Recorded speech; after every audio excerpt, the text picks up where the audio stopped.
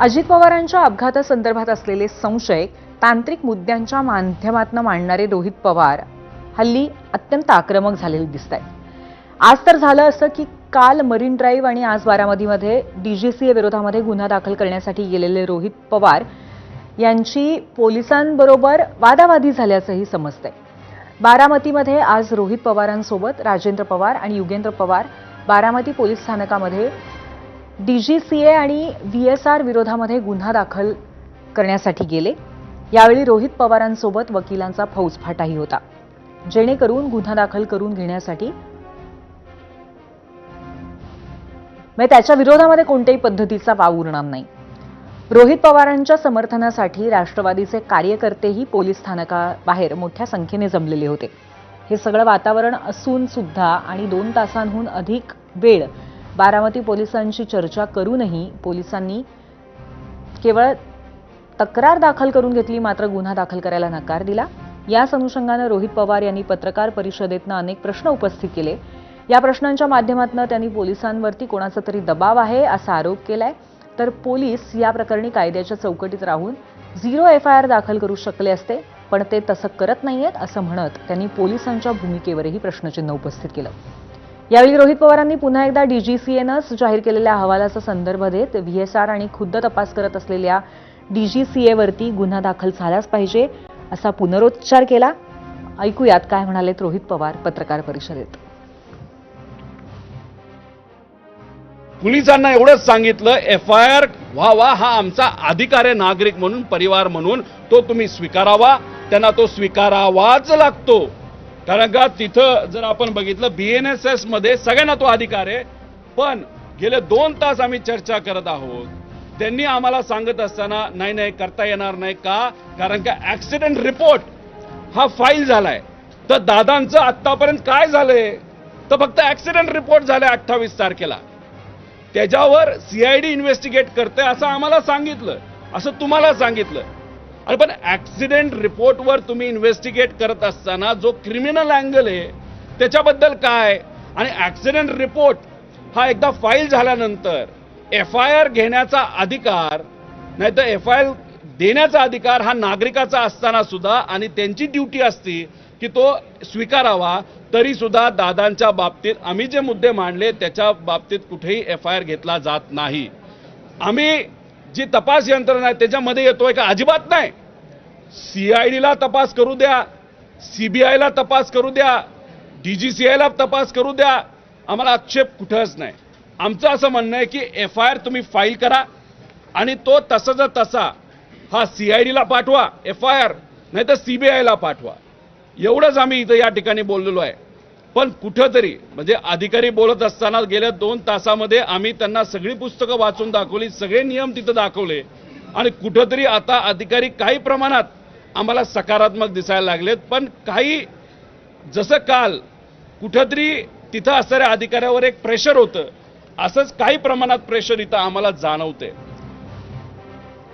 या पत्रकार परिषदेमध्ये आपण तपासाबाबत घाई करत नसल्याचं स्पष्ट करत तपास यंत्रणांना पुरेसा वेळ दिल्यानंतरच प्रश्न उपस्थित करायला सुरुवात केल्याचं रोहित पवार सांगायला विसरले नाहीत। यावेळी त्यांनी भाजप आणि राष्ट्रवादी काँग्रेसच्या काही नेत्यांच्या भूमिकेवरही टीका केली।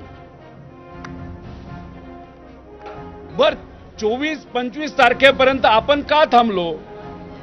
याच्या आधी 28 तारखेला ही घटना घडली, 30-31 तारखेला सुद्धा आपण एफआयआर करू शकलो असतो, पण आपण थांबलो। तुम्ही थांबलात, आम्ही थांबलो, सगळे थांबले।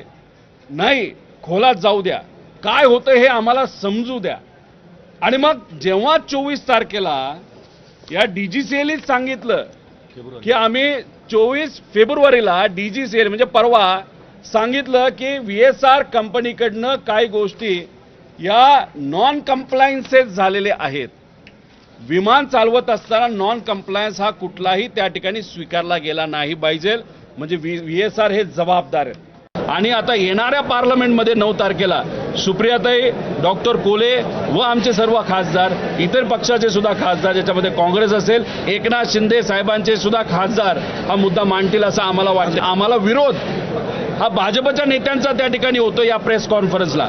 एकनाथ शिंदे साहेबांच्या पक्षाच्या लोकांचा नेत्यांचा आम्हाला तिथं विरोध नाही, म्हणजे अजितदादांना न्याय मिळावं हे एकनाथ शिंदे साहेबांची सुद्धा इच्छा त्या ठिकाणी दिसते. एक तर त्यांच्याकडे एकच खासदार आहे, ते आहेत सुनील तटकरे. त्यानंतर प्रफुल्ल पटेल आहेत. प्रफुल्ल पटेल अतिशय अनुभवी व्यक्तिमत्व आहे. कशामध्ये? एव्हिएशनमध्ये. आम्ही ज्या पद्धतीने इथं लढतोय, डॉक्युमेंट आणतोय, त्यांचे जुने कॉन्टॅक्ट आहेत. त्यांनी आम्हाला जर मदत केली असती तर आम्हाला आवडलं असतं. 4-5 कागदं आम्हाला दिली असती, नाही लढा तुम्ही चांगलं करता, पण त्यांच्याकडनं अजूनपर्यंत झालं नाही, उद्या कदाचित होईल. अजित पवारांच्या मृत्यूवरनं थेट तपास आणि तपास यंत्रणेवरती प्रश्नचिन्ह उपस्थित होत असताना आज अखेर सीआयडीनं पुण्यामध्ये पत्रकार परिषद घेतली. या प्रकरणातील तपास करत असलेल्या यंत्रणांपैकी ही पहिली तपास यंत्रणा आहे ज्यांनी माध्यमासमोर आपल्या तपासाची भूमिका स्पष्ट केली. अजित पवारांचा मृत्यू प्रकरणी सीआयडी अकस्मात मृत्यू, क्रिमिनल निग्लिजन्स आणि इतर कोणतं गुन्हेगारी कृत्य झालं आहे का या संदर्भात तपास करत असल्याचं सीआयडीचे अप्पर पोलीस महासंचालक सुनील रामानंद यांनी सांगितलं. यावेळी सुनील रामानंद तपास वेगानं योग्य पद्धतीनं पुढे जात असल्याचं सांगायला विसरले नाहीत. काय माहिती दिली आहे त्यांनी पाहूयात. तपासाचा उद्देश काय आहे? या आकस्मिक मृत्यू मागे घातपात आहे का, हा त्या तपासाचा एक उद्देश आहे. म्हणजे घातपात आहे का याचा तपास. त्याचप्रमाणे याच्यामध्ये क्रिमिनल निग्लिजन्स म्हणजेच रॅश ऑर निग्लिजंट ॲक्ट जो आपण म्हणतो हा आहे का, हा सुद्धा त्या तपासाचा एक भाग आहे.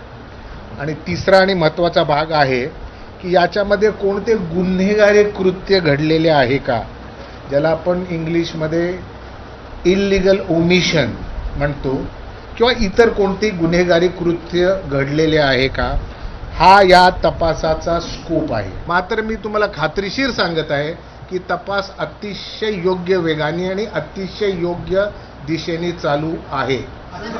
थोडक्यात जर या तपासामध्ये घातपात म्हणजे क्रिमिनल कॉन्स्पिरसी कट वगैरे किंवा क्रिमिनल निग्लिजन्स, कुठला रॅश ॲक्ट, कुठला निग्लिजंट ॲक्ट किंवा कोणत्याही प्रकारचे गुन्हेगारी कृत्य जसे की इल्लिगल ओमिशन इत्यादी असे निष्पन्न झाल्यास यंत्रणा ही म्हणजे सीआयडी ही योग्य अशा कलमांखाली गुन्हा दाखल करून त्याचा उर्वरित तपास पूर्ण करून न्यायालयामध्ये अभियोग चालवण्याची तजवीज ठेवलेली आहे. ही AAIBच्या इन्व्हेस्टिगेशनचा जो स्कोप आहे आणि सीआयडीचा आकस्मिक मृत्यू तपास करण्याचा जो स्कोप आहे